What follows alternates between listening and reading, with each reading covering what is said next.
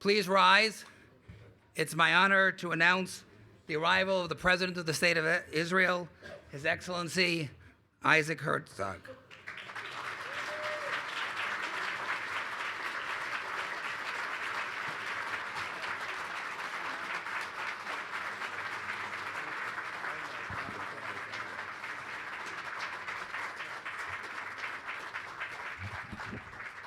Good morning, everybody, please.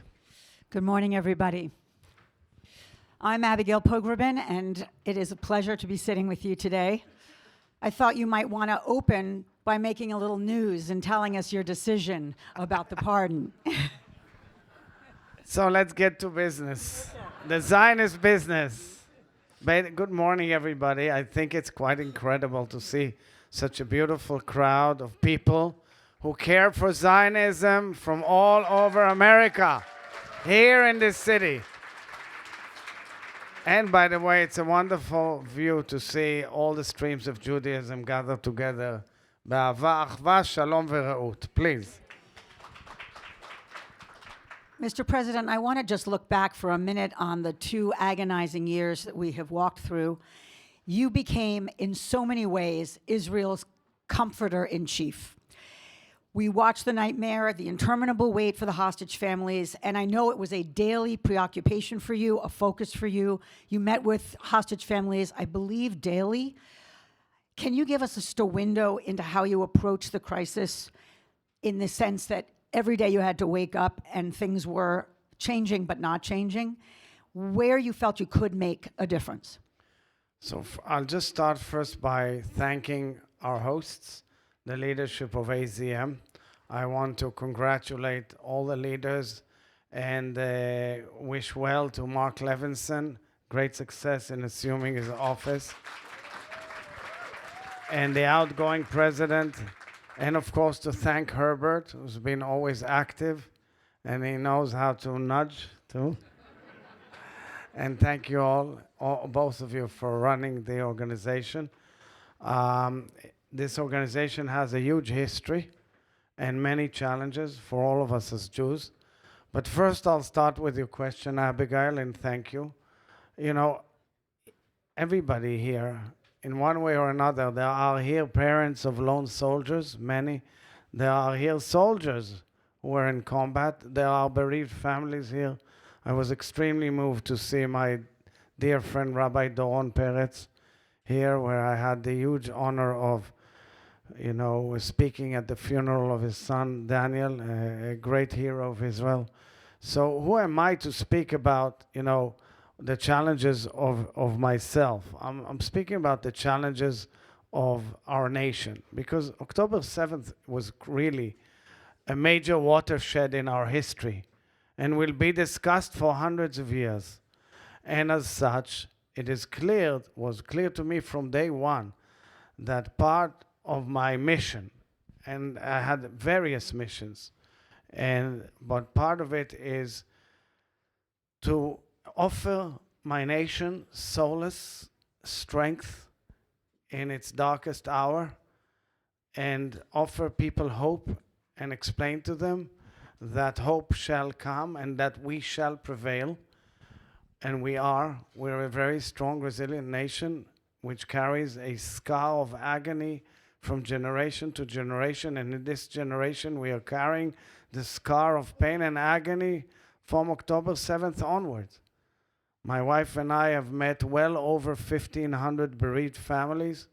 Each day we meet incredible people, really angels.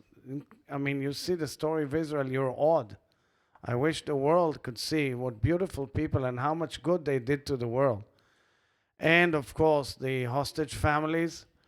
And we all pray and outcry for the return of the heroic policeman, Staff Sergeant Ran Gwili. He's the last remaining hostage who is in Gaza. We want to see him as soon as possible. There is a major effort going on in this respect. It's part of the first stage of the agreement that was carved out by President Trump and his team, and part of what was agreed as a Security Council resolution of historic nature, and then the movement towards the next phase. But what's important to me as pertains to your question is that when you meet the people, when you meet the nation, and we meet thousands of Israelis a week, you see the layers of the tragedies that have befallen our people throughout. And it's amazing to see how it repeats itself time and again, bechol dor vador, as we say. But you also see the incredible story of the Jewish people. And I think that was Herzog, when Herzog envisioned it, I don't know if he even understood how vast is the story of the Jewish people. I think that now we can reflect in hindsight on Herzog's huge vision, understand that we have fulfilled, we, the nation, the state of Israel, fulfilled his dream, but his vision that anti-Semitism may fade away or the pain will fade away has not faded away, and we have to understand it is part and parcel of our life. And speaking of that anti-Semitism, you gave remarks yesterday at Yeshiva University that were very strong about this moment, particularly in the town we're sitting in right now, which was formative in your childhood. You spent a number of years in New York City.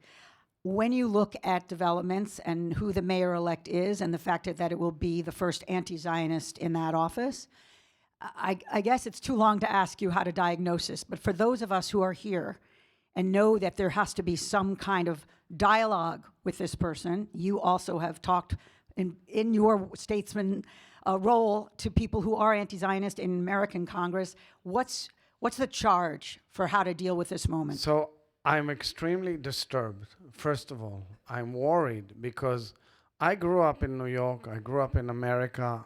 I know America extremely well. My family's connections to American leadership and history goes back in direct contact with 15 consecutive American presidents.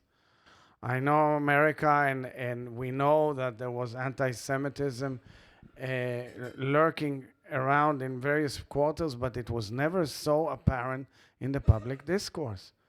And it comes with hate from left and right.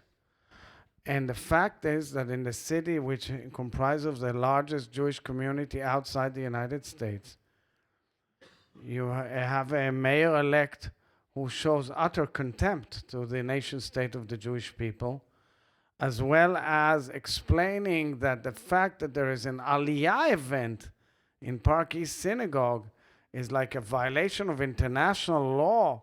I mean, this is utterly anti-constitutional because of the right of to practice your religion, as well as the fact that we pray 3 times a day for hundreds of years and thousands of years. L'Yerushalayim ircha berachamim tashuv.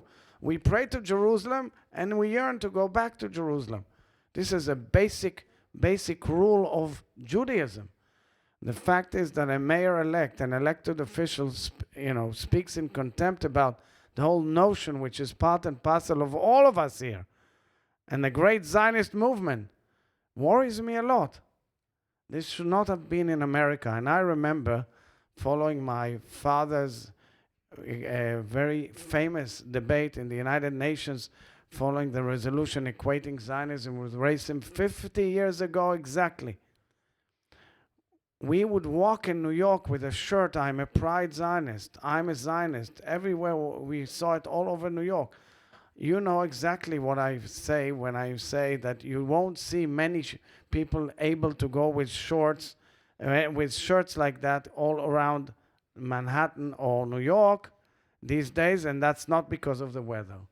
It's because there's anti-Semitism, because people are kind of shying away, or there's this silence which is screaming to you and bothers me a lot. And that is why we all have to be together, and we have to fight together, and we have to fight in all the legal tools and means we've got to combat anti-Semitism and explain our case, and explain that the only nation state of the Jewish people is protecting the free world, defending Europe, defending the democracies around the world, and is a beacon of doing good and tikkun olam to the entire universe.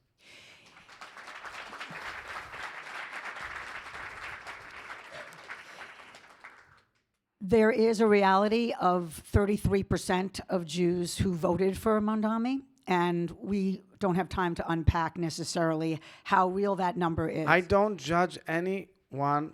I'm not here to judge anybody. I am against judgmental approach from America to Israel and from Israel to America. I'm just looking at from a bird's eye view as a leader of the Jewish people, as somebody who really cares for all Jewry and for its well-being and the fact that every Jew should not be harassed anywhere in the world because of his or her faith.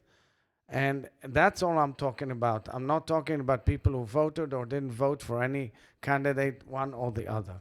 Right, but we have a reality of many young people in America, many young Jews who are feeling disquieted by the war and feel like the typical Zionist alliances are fraying for them. And they feel like many, I think, would say they don't feel like they can fight this fight. How would you embolden those who feel buffeted by accusations of a lack of shared humanity? So I'm not shying away from any criticism during the last few years. I'm confronting it and I'm explaining it. Unfortunately, war is a very unpleasant event. It's painful and agonizing. It's terrible. We did not want that war. We did not seek that war. It was coerced upon us. Our sons and daughters were butchered, raped, burnt, and taken hostage in a most cruel attack imaginable. The more you learn about it, you're shocked. The more you hear testimonies of hostages, you're shocked. You know, my wife is leading an international campaign on the sexual violence of October 7th. So many organizations dealing with women's rights have kept silent with no moral clarity. It's not an issue that pertains only to the Israeli-Arab conflict. By the way, it was never an issue in our conflict. All of a sudden it has emerged. It's a problem of human beings and women and human beings all over the world. So what I'm saying is that this war was waged by a brutal, barbaric organization which is part of an empire of evil emanating from Tehran, which simply, clearly wants to eradicate us. We cannot be naive about it and think that the world is perfect. Unfortunately, the world is not perfect. We can pray that it will be perfect. We can study the Torah and we yearn and operate to be perfect. But sometimes you have to defend yourself.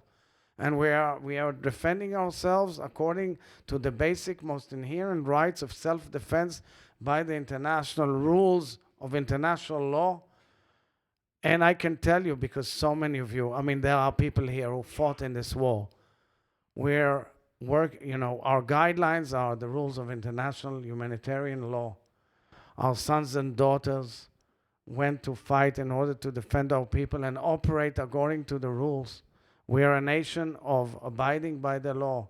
We're a nation that the law is part of its DNA. And yes, if we make mistakes, we also expose them and deal with it. You see it. It happens, unfortunately. But to think and speak in such a term as if, God forbid, we are genocidal, I tell you outright, I know the intelligence, I know all the facts. Israel was never, ever operating in any genocidal form. On the contrary, we supplied humanitarian aid from day one. I was extremely active on this. We cared for the pain of the people in Gaza. We cared, and I still care very much for their future. And that's why I think that the next phase that President Trump is introducing is very dramatic, and we should implement it. But one thing has to be made clear. From day one, I said it, and I said it in Congress 3 months before the war. Terror is what undermines the ability to make peace. You were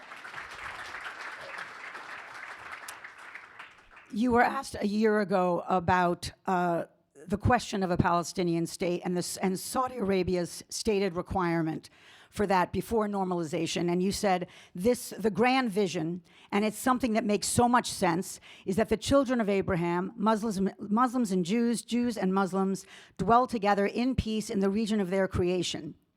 It is something that after the enormous pain and enormous tragedies, we should strive for. Absolutely. Will you Yes, do you still believe in adamantly that grand vision? Absolutely. I think that if you look at it in a historic trajectory of evolution of our existence as as a state in our region, I think it is clear that Israel is there to stay forever, and Israel is contributing immensely to the Middle East and its future. And Jew and Muslim should have a rapprochement in the future, in a process that will take time, in order for us to dwell together as the children of Abraham in our region. I'm not going into what is the solution. We're still in a very embryonic psychological state emotional state after the war. But we have to develop contacts and have an innate dialogue in all spheres, including spheres of religious leaders, to discuss how we live together. We're there to stay forever, all of us. And the region can offer huge opportunities. We, Israel and its neighbors, can supply energy, solar energy, clean energy, in a world challenged on its climate, to Europe, Asia, and Africa. We just have to think big. The vast deserts, the available sun, and the incredible technology and the connectivity all throughout the region. This is the vision of what's called IMEC all the way to India, what's called the connectivity to Europe. We have to think big, and I believe that the world is going through a major transformation. And I truly believe that the UN resolution, Security Council resolution, crafted by President Trump, Jared Kushner, and Steve Witkoff and others, is a mastery in diplomacy. It's a huge craftsmanship in diplomacy that enabled a resolution for the first time to speak about a different vision in the region and take an uprooting, of course, Hamas, in order to enable a better future. It's not easy, it's very delicate, it's thorny, there will be ups and downs, but that's the vision we should all cling to. But just because I want to channel what I think many in my community feel is so much distrust right now and a real lack of belief that coexistence is possible. Can you just help us with that skepticism No, I said after it's the embryonic. There is a major lack of trust. It will also impact the way Israelis think. And I've said it time and again, it was a wake-up call. Right. I didn't say how the evolution of the relationship will develop, but I did say that this should be the grand vision. And if you take into account, take for example a very interesting fact. You know, the first airliners to cancel trips to Israel following October 7th were either American or European companies. Okay, they were the last to come back. But all throughout the war, there were few companies who flew in and flew out every day. They're the United Arab Emirates companies. What does it mean?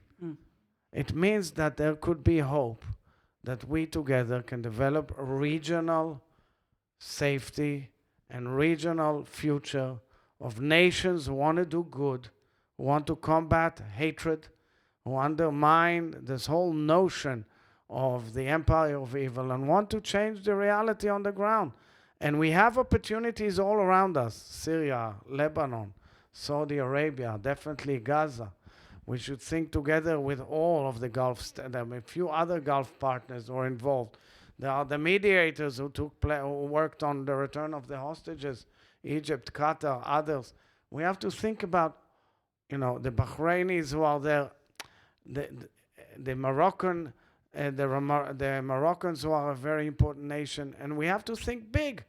That's all I'm saying. As part of the evolution of Zionism, we have to think big about how we get to a moment where we can feel safe. And it's not easy. It can take decades. And speaking of that safety, and we're running out of time, so here are my last two. You spoke at the Davos convening in 2024 in January, a year ago, and you said to Fareed Zakaria You talked about the ongoing threat from Iran, the terror threat from Iran and its proxies, and you said, I am warning the world not to fall into a kind of aura of optimism, but to be lucid about it. Absolutely. So what does that mean right It now? means that right now in Iran, they are trying to regroup and continue the battle against Israel big time in all of their capabilities. They want to get to the bomb. They want to move with their terror agencies. Of course, we follow it closely. We're very much aware of it. We see what they're trying to do in Lebanon. We see what they're trying to do elsewhere. We should not be naive for a moment. It's not that the war is over and things look better. Mm-hmm. The war has moved to a different phase. Thank God, after a terrible period, we can have a certain glimpse of a better future. We have to seize the moment carefully. And of course, we have to remember the enormous price we paid in the war and the geostrategic change that we are seeing in the region, how we realize it without losing the opportunities.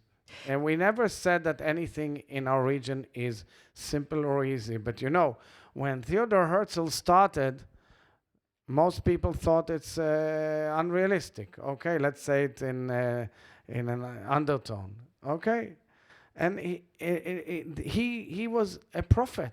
He wrote in his diary in the First Zionist Congress, the latest within 50 years we'll have a Jewish state. He was right. But we went through the worst atrocity of humankind in the middle, and we went through enormous battles, and we are advancing each time again with the eternity of Israel, and the eternity of Israel is what brings us all together. So we are going to questions in 1 second. I just want to end with your father's remarks in, as you said, 50 years ago at the UN, and one of his very memorable lines was, I come here to denounce the two great evils which menace society in general and a society of nations in particular. These two evils are hatred and ignorance. Mm-hmm. That was 50 years ago. They echo now, I think, in terms of Israel as a pariah nation in the world. So I think we'd all say unjustly. So, this is what wakes me up at night. Because if you think about it, it's as if the world hasn't learned a lesson. My father was right then in his speech, which is regarded as one of the best speeches in history, in the annals of historians, and the speech in which at the end he tore up that resolution in front of the entire family of nations, is extremely applicable today. And part of it is that, of course, today we have social networks and there's no filters, and you see hate emanating, and that hate is irrational. It's not that because of some action of the IDF for Israel, it's all because of that. God forbid. It's simply there against us and against the Jews, against Israel. It will always be there, and we have to stand strong and unified, maintain our Jewish state and democratic state strongly, and defend it, and of course develop it and enhance it as much as we can, and keep the Jewish people united as possible. It is a golden opportunity for me to say that I'm very proud that my initiative, Voice of the People, which is of course an initiative that identifies leaders and comes as kind of a hub to bring new ideas of how to tackle this. The first cohort is about to end its term. We have 3 members here in the crowd, and the next cohort, early 26, will start by the algorithm to choose the next cohort. Together with our partners at the WZO and the Jewish Agency, we will bring the next cohort to think about the future, and that's what we need to do. Not only deal with day-to-day politics, excuse me, my friends at WZO, but also about the future. And it's also, let me conclude my answer by acknowledging and congratulating my dear friend Yaakov Chagwell and all the elected officials of WZO for being here. Thank you, President. Okay. First of all, thank you, Abigail, for being here and helping us with this conversation with the President. And of course, supreme thanks to President Herzog Thank for you being as here well, with very us. much. For those who don't know, I'm Deborah Isaac, the outgoing president of the AZM. And you did mention, we're going to have a few questions here that we've prepared from the audience. But let me just start by asking you, if I could, you mentioned your Voice of the People project. And I wanted to ask you, what at this point have you learned from that project about the relationship between Israel and the global Jewish diaspora, and what is evolving in terms of responsibilities that you believe we each have in strengthening each other? So first, let me remind you that the whole idea was to establish a council which rotates, means every 2 years we select another council. It's 50 from the United States, 50 from Israel, and 50 from the rest of the world. But what amazed me, the selection process, which is totally under algorithm, meaning there's no outside involvement, no influence by all sorts of considerations, is the immense diversity of our people, which is unknown to us enough. You have the most fantastic stories of Jews from all over the world and in Israel, and a true lack of understanding by the two main Jewish communities in the world as to the story of each other.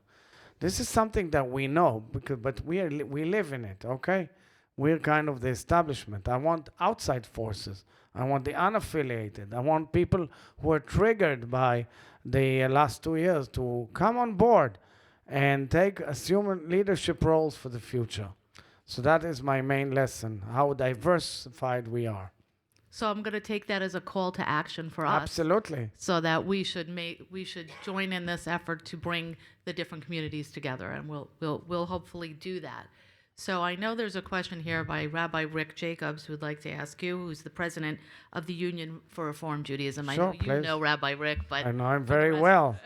And the last time we met, he sat near Rabbi Moshe Hauer Zatzal of the OU, and they were such good friends, which I'm trying to explain to everybody. Instead of fighting all day long, how about trying to talk to each other? So much better. Go ahead, my dear friend Rick. Kavod Nasi, Mr. President, you have been such a clear, strong moral voice, bringing the Jewish people together, bringing the people of Israel together. We are so indebted to you for the kind of leadership that you have been exercising every day in your role. Let me just point out, which we don't need to point out to everybody, not to you, this week's Parashah, Vayeshev, starts in the land of Israel, concludes in the diaspora. It also tells a story about the Jewish people that isn't the most exemplary story of love and care for one another. But as we think about this moment, I just go back for 1 second to the World Zionist Congress, which was just moments ago. There were a lot of people who came together from all parts of the world because we love the state of Israel. We care deeply about her well-being and her future. We didn't, however, agree on all the big issues facing the Jewish people in the state of Israel. And that is one of the strengths of this World Zionist movement. I agree. It is one of our greatest challenges. My question to you is, how do you and how could the state of Israel help hold our people together so that we weren't in some narrow sense of these are the views that are acceptable, but the range of views of loving the state of Israel and standing up for the state of Israel is a wider selection, because as we connect, not just the very connected here in this room, but the people, as you just said, outside this room, we all need to feel that sense of we're in this together. We don't have to agree on everything, but we have to agree on the most important things. What can you tell us that could help us do that work better? Look, we are always challenged by huge issues that are divisive. As a nation, we've always been like that. We tend to forget, but we've always been like that. I have a historical, familial way of reckoning and remembering debates from the past. Believe me, they were as difficult as today. But today, each one is close to him or herself, and we are all worried because we care. We care about our future. We care about our nation. We care about the future of the Jewish people. So each one is sure and only sure that his or her opinion is the only one that matters. My role in many ways is also to tell people, listen to other colors in the rainbow. Understand that they're part and parcel of the nation.